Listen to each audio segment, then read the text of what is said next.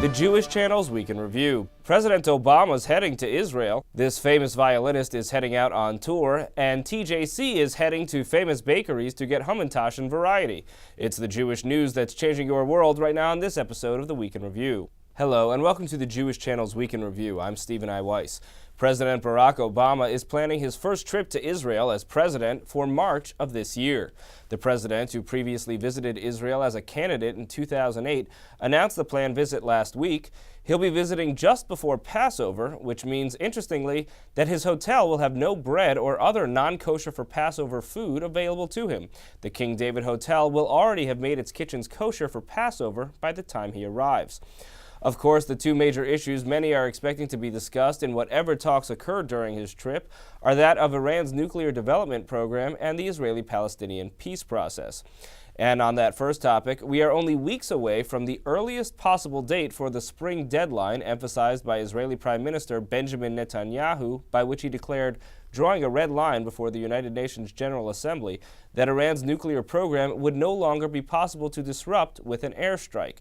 And now Netanyahu is claiming that Iran has accelerated its program and will cross that, quote, red line sooner than had originally been expected. Netanyahu made the comments in a meeting with leaders of the Conference of Presidents of major American Jewish organizations. Netanyahu said of Obama's impending visit that it is, quote, a wonderful opportunity to reaffirm the strategic relationship between Israel and the United States. Netanyahu also addressed the Israeli-Palestinian conflict, telling the delegation that there must be, quote, two states for two peoples, a demilitarized Palestinian state that recognizes the Jewish state. I think to reach the solution, we have to negotiate in good faith. Negotiating in good faith means you don't place preconditions. But the White House isn't the only American institution with plans for Israel this year. Apple, the California-based technology company behind the iPhone and the iPad, has announced plans to open a new research and development center in Israel that will be the company's third such center in the Jewish state. But controversy regarding the vision of Israel as a modern democratic society was raised again this week, with new arrests of women at the Western Wall for the crime of wearing prayer shawls. In addition to the chairperson of the group Women of the Wall, Anat Hoffman, several American and American-born women rabbis were arrested. They included Rabbi Robin Fryer Bodzin of the Israel Center of Conservative Judaism in New York, Rabbi Deborah Cantor of B'nai Tikva Shalom in Bloomfield, Connecticut, and Israeli-American Rabbi Susan Silverman and her daughter. Silverman is the sister of comedian Sarah Silverman, who expressed support for her sister in a post on Twitter. While Women of the Wall has been organizing special prayer services at the Western Wall every new Jewish month, or Rosh Chodesh, for nearly 25 years, the organization claimed that this was the most attended such prayer service they'd ever held. In addition to the women there for services, a number of men were just on the other side of the mechitza to offer support.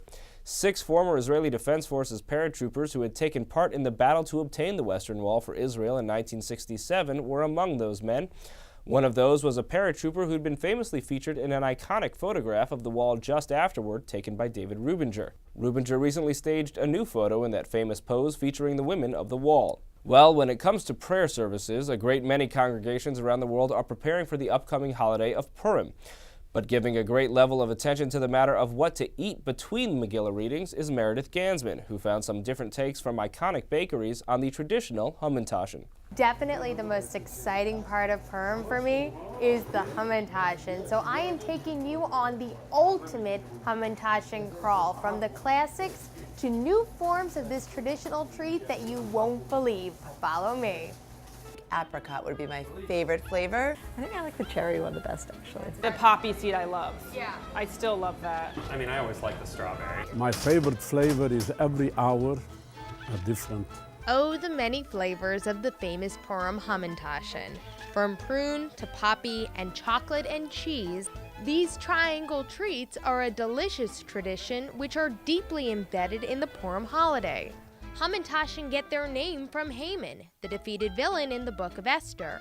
And now on to the cookies. Let's start at Moishe's Bakery in Manhattan's East Village, which has been making Hamentaschen every day for over 100 years. Simple ingredients: flour, eggs, butter, sugar, and oil, plus the filling, and according to bakery owner Mordecai Pearl, a lot of love go into the countless cookies his bakery will produce this holiday. I never counted, and I don't count, because the Talmud says, Duvar hasumi min ayin, you have a blessing in it.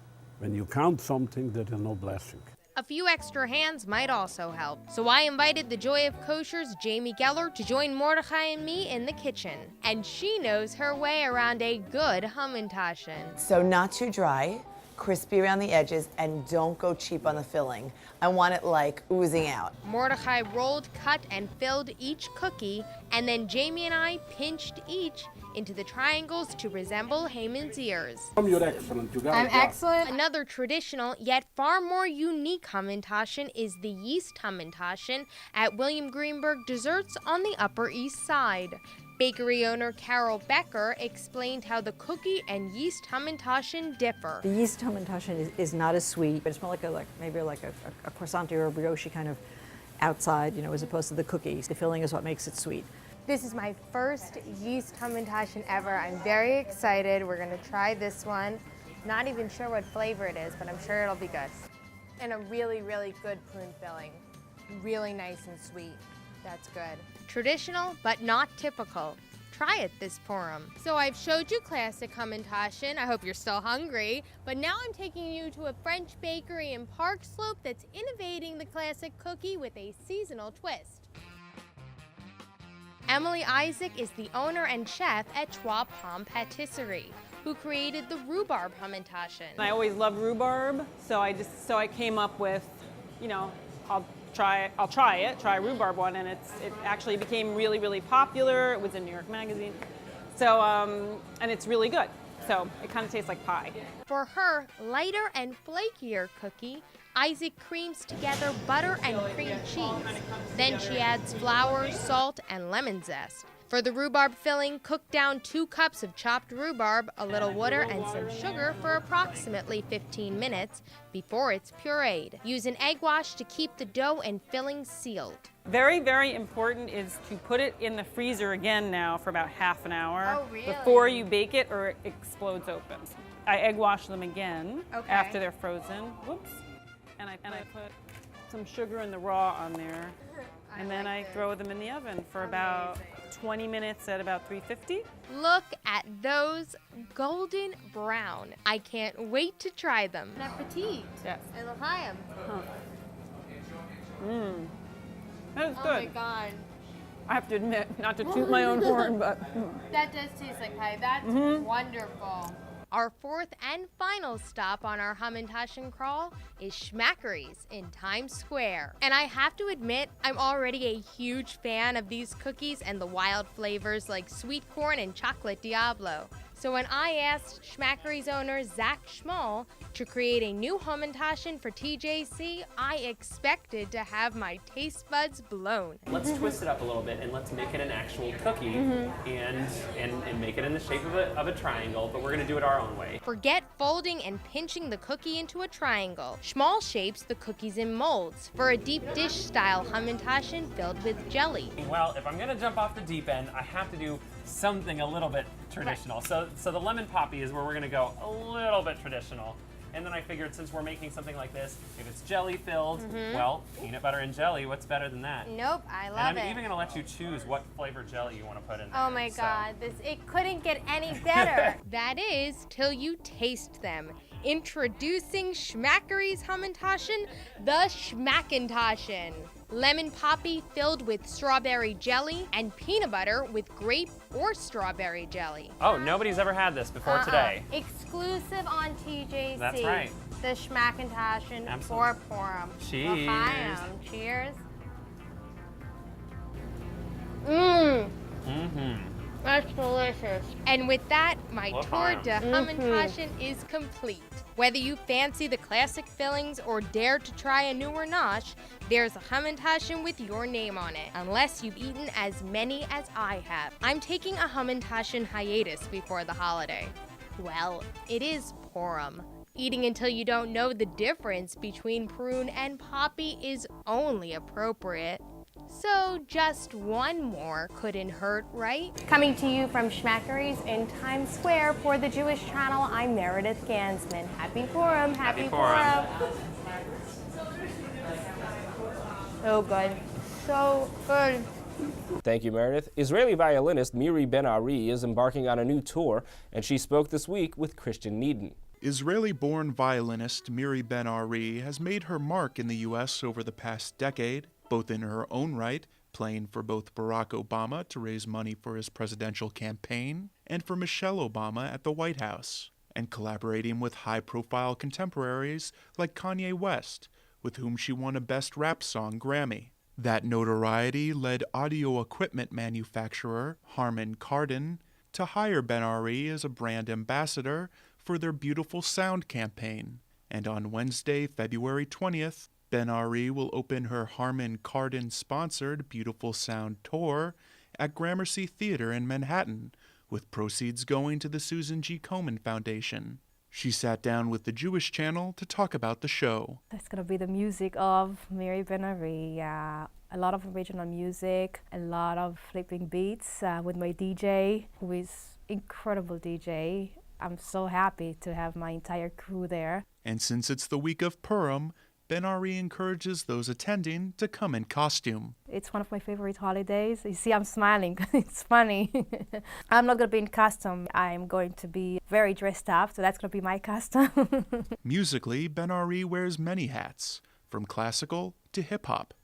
Her wide-ranging style has brought her great success, but with plenty of hard work, starting with her first love, jazz. I knew that in order to come up with my own original style, I'll have to be able to improvise and write my own music. And the best way that I knew how was to study jazz, and I was a jazz fanatic. So I moved to the US because I fell in love with jazz and with Charlie Parker in particular. I loved how he swings with the instrument. I was like, I want to do that too. To this day, I think that, you know, he talks. When he plays, he talks to me. And though Ben-Ari is best known for her jazz and hip-hop collaborations, she has a special place in her heart for klezmer, too. Klezmer music fits amazingly the violin. You know, whether you like it or not, the violin sings with klezmer, and that you cannot argue. I always say that the way that I play is actually my experience, and I believe knowing Jewish music and being able to play klezmer is, you know, a big part of my experience. Her Israeli heritage is also part of that experience, one that she uses as a chance to change perceptions about the country. It gives me an opportunity to introduce another image of what it is to be an Israeli, aside from what we see on the news. Maybe a little bit more softer, creative, feminine, from the curly hair. You know, it's things that are very Israeli. To the way that I, you know, if I get to do an interview, like, such as right now, you know, I'm very Israeli. I can never escape it, and I'm not trying to escape it. I'm very proud to be Israeli. To hear more from Miri Ben-Ari about her upcoming Beautiful Sound tour, please tune into the full broadcast edition of the Week in Review. Thank you, Christian. Finally this week, a front-page story in the New York Times recently examined the phenomenon of so-called modesty committees in the ultra-Orthodox community, anonymous groups that enforce their claimed community standards with threats and occasional criminal activity. Reporter Joseph Berger stopped by our studios to discuss his story, and here are the highlights. You've been reporting on the ultra-Orthodox community for decades. Decades is fair to say, right? But this is your first story on this phenomenon specifically. It is. First I heard of it. Is that so? Because I was actually wondering whether you'd heard of it before.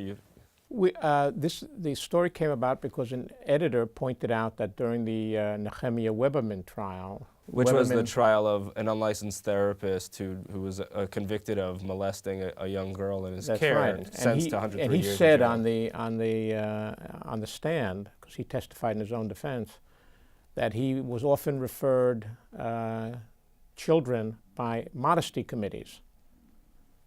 So we were, even though the girl he was accused of abusing was not one of them, but we were curious, what are these modesty committees? And made some calls to Hasidim I know, who told me, well, they're kind of these ad hoc, shadowy groups. Nobody knows who they are. They don't have an address. They don't have a business card. You know, sometimes you think you know somebody is a member, but you're not sure. And the kind of freelancers who go about imposing the rules of modesty. Now, we I've long been familiar that tznius is a very important value in the Hasidic community. Tznius is the Hebrew or Yiddish word for modesty. For modesty, right. And these committees are known as vad hatznius. But one of the things I could not do was actually, I was given the name of one modesty committee member, but he wouldn't talk to me. But they're committees, but they don't have an address.